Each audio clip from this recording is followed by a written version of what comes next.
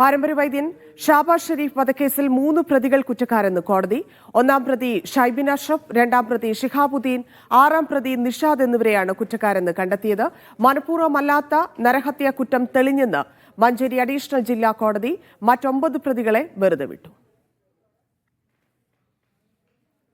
മൊബോ ഷംസീർ ചേരുന്നുണ്ട്. ഷംസീർ, എന്താണ് കോടതി വിധി?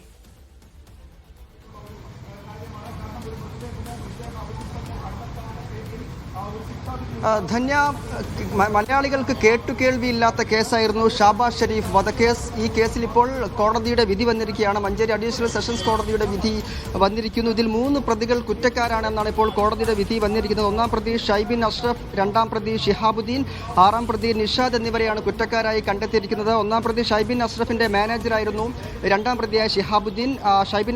മുഖ്യപ്രതി ഷൈബിൻ അഷ്റഫിന്റെ ഡ്രൈവറായിരുന്നു ആറാം പ്രതി നിഷാദ്. ഈ 3 പ്രതികളെയാണ് ഇപ്പോൾ കുറ്റക്കാരാണെന്ന് കോടതി കണ്ടെത്തിയിരിക്കുന്നത്. മറ്റു 9 പ്രതികളെ കോടതി വെറുതെ വിട്ടിരിക്കുകയാണ്. നമുക്കറിയാവുന്ന പോലെ തന്നെ 2019 ഓഗസ്റ്റിലാണ് ഷാബാസ് ഷെരീഫ് എന്ന പാരമ്പര്യ വൈദ്യനെ മൈസൂരുവിൽ നിന്ന് തട്ടിക്കൊണ്ടുപോകുന്നത്. ഈ ഒറ്റമൂലിയുടെ സൂത്രം അറിയാൻ വേണ്ടി വീട്ടിൽ നിന്ന് തട്ടിക്കൊണ്ടുപോകുകയും പിന്നീട് മലപ്പുറം നിലമ്പൂർ മുക്കട്ടയിലെ വീട്ടിൽ 1 വർഷത്തിലേറെ തടങ്കലിൽ വെച്ചുകൊണ്ട് ക്രൂരമായ മർദ്ദനം നടത്തുകയും ശേഷം 2020 ഒക്ടോബർ 8-നാണ് ഷാബാസ് ഷെരീഫ് കൊല്ലപ്പെടുന്നത്. പിന്നീട് മൃതദേഹങ്ങൾ കഷണങ്ങളാക്കി ചാലിയാർ പുഴയിൽ തള്ളുകയായിരുന്നു. ഈ കേസിലാണ് ഇപ്പോൾ സുപ്രധാനമായ വിധി വന്നിരിക്കുന്നത്. ഈ കേസിൽ ഇപ്പോൾ കോടതി കണ്ടെത്തിയിരിക്കുന്നത് മനഃപൂർവ്വമല്ലാത്ത നരഹത്യാ കുറ്റമാണ് കണ്ടെത്തിയിരിക്കുന്നത്. ഒപ്പം തന്നെ ഗൂഢാലോചന, തെളിവ് നശിപ്പിക്കൽ എന്നീ കുറ്റങ്ങളാണ് കണ്ടെത്തിയിരിക്കുന്നത്. അതായത് ഈ കൊല്ലണം എന്ന ഉദ്ദേശത്തോടു കൂടിയായിരുന്നില്ല മർദ്ദനമെന്ന് കോടതി നിരീക്ഷിക്കുകയാണ്. അതായത് ഈ മൂലക്കുരുവിൻ്റെ ഒറ്റമൂലി കിട്ടാൻ വേണ്ടി, അത് വ്യാവസായികാടിസ്ഥാനത്തിൽ അത് ഒരു ബിസിനസ് ആവശ്യത്തിന് വേണ്ടി അത് കയ്യിൽ കിട്ടാൻ വേണ്ടിയാണ് ഷൈബിൻ അഷ്റഫ് ഷാബാസ് ഷെരീഫിനെ തട്ടിക്കൊണ്ടുപോകുന്നത്. 1 വർഷത്തിലേറെ മർദ്ദിച്ചിട്ടും ഇതിന്റെ ഒറ്റമൂലി രഹസ്യം ഷാബാസ് ഷെരീഫ് പറയാൻ തയ്യാറായില്ല. ഇതിനെ തുടർന്നുണ്ടായ മർദ്ദനത്തിലാണ് ഷാബാസ് ഷെരീഫ് കൊല്ലപ്പെട്ടത് എന്ന് കോടതി നിരീക്ഷിക്കുന്നു. മനഃപൂർവ്വം കൊല്ലപ്പെടുത്തണമെന്ന ഉദ്ദേശത്തോടു കൂടിയല്ല ഈ കൊലപാതകം എന്നതുകൊണ്ടാണ് മനഃപൂർവ്വമല്ലാത്ത നരഹത്യ എന്ന ഈ കുറ്റം കണ്ടെത്തിയിരിക്കുന്നത്. ഉച്ചയ്ക്ക് ശേഷം ഈ കേസിൽ വിധി പറയും എന്നാണ് വ്യക്തമാക്കിയിരിക്കുന്നത്. കേസിന്റെ വിശദാംശങ്ങളിലേക്ക് കൂടുതൽ പോവുകയാണെങ്കിൽ ദൈവത്തിന്റെ കരങ്ങൾ എന്നൊക്കെ പറയാവുന്ന തരത്തിലായിരുന്നു കേസ് തെളിയുന്ന ഒരു നിലയുണ്ടായത്. അതായത് ഞാൻ നേരത്തെ സൂചിപ്പിച്ച പോലെ തന്നെ 2019 ഓഗസ്റ്റിൽ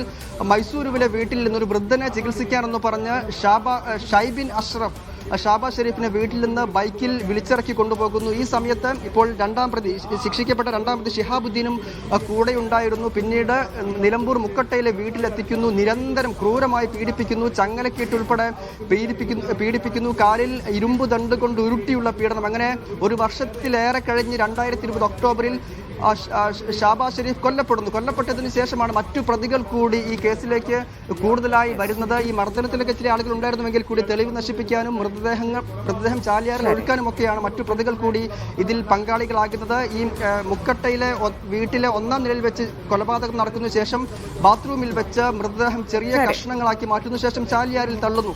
മൈസൂരുവിൽ ഷാബാസ് ഷെരീഫിന്റെ കുടുംബം കൃത്യമായി തന്നെ പോലീസിൽ പരാതി കൊടുത്തിരുന്നുവെങ്കിൽ കൂടി കേസിന് ഒരു തെളിവും കിട്ടാതിരുന്ന സാഹചര്യത്തിലാണ് ഷൈബിൻ അഷ്റഫിന്റെ കൂട്ടാളികൾ തങ്ങൾക്ക് പറഞ്ഞ പ്രതിഫലം ഷൈബിൻ അഷ്റഫ് തന്നില്ല എന്ന് പറഞ്ഞ് പിന്നീട് ഷൈബിൻ അഷ്റഫിന്റെ വീട്ടിലൊരു മോഷണം നടത്തുകയും ഈ മോഷണ കേസിൽ പ്രതികളെ പിടിച്ചപ്പോഴാണ് ഈ കൊലപാതകത്തിന്റെ ചുരുൾ പുറം ലോകം അറിയുന്നതിനിടയിൽ ഷൈബിൻ അഷ്റഫ് തങ്ങളെ വധിക്കാൻ ശ്രമിക്കുന്നുവെന്ന് പറഞ്ഞുകൊണ്ട് കൂട്ടാളികളായ മറ്റു പ്രതികൾ തിരുവനന്തപുരം സെക്രട്ടേറിയറ്റിന് മുന്നിൽ ആത്മഹത്യാ ഭീഷണി മുഴക്കുന്നു. ഇങ്ങനെ നാടകീയമായ പല സംഭവങ്ങളും നൽകിയത്.